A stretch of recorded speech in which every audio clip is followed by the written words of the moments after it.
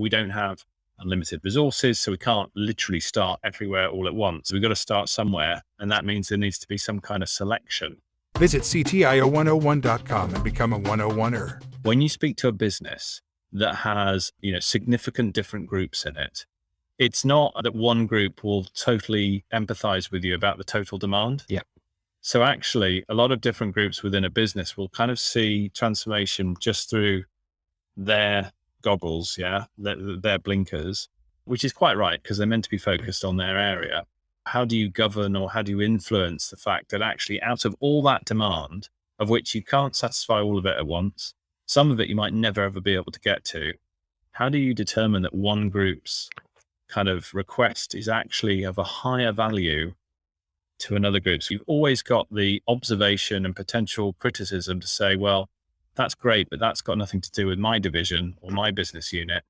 From a technology point of view or any business perspective, we don't have unlimited resources, so we can't literally start everywhere all at once. We've got to start somewhere, and that means there needs to be some kind of selection.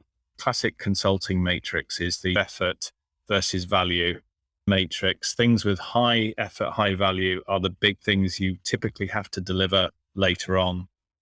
High value, low effort is that horrible cliche, low hanging fruit. The quick wins. Yeah. And then you've got your high effort, low value, which is, okay, the program is working on nugatory stuff. Vanity projects. It's not really, vanity projects, that sort of thing. And it's late. I can't remember the fourth quadrant. You can quickly deliver no value. Yes. There's sort of two layers to it. There's the core layer, which is the stuff that everybody uses. And then there's the specialist layer, where you have more differentiation based on the division as you talk about.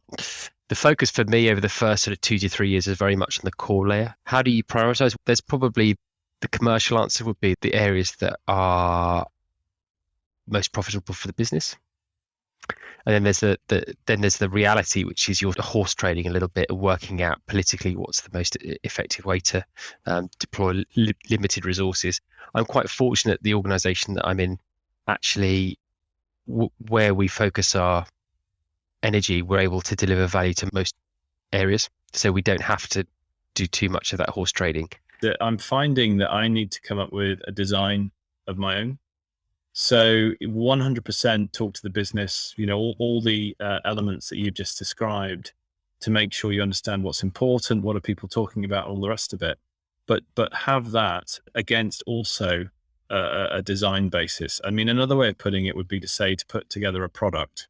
So if you think about a tennis racket, if we designed a tennis racket by committee, it would you'd probably describe it to someone who couldn't see it and it would sound like a tennis racket. But then if you looked at it, it would be really weird, have two handles and all the rest of it. So I think you take all those requirements in, but I think the really big difference is to then take a step back and do some design and have, if you like, a product. Yeah.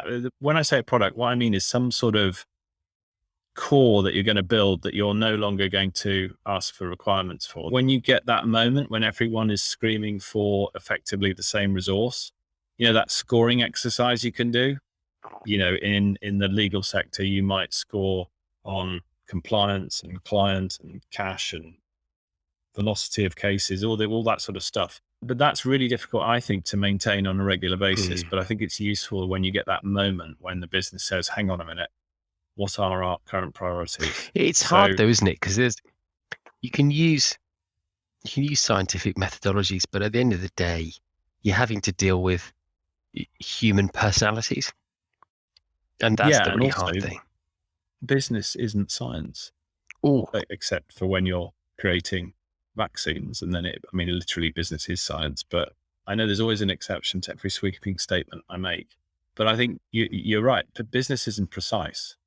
And somehow when it arrives at the transformation desk, we've got to turn it into, well, I was going to say something tangible, which is ironic because we really deal in complete intangibles because you can't really see what we do. We don't make furniture. We execute code or we put, things together. But there is some sort of, art versus science bit to it, bit of judgment. It's a real cauldron. CTIO 101. Be part of Tech Decisions Made Good.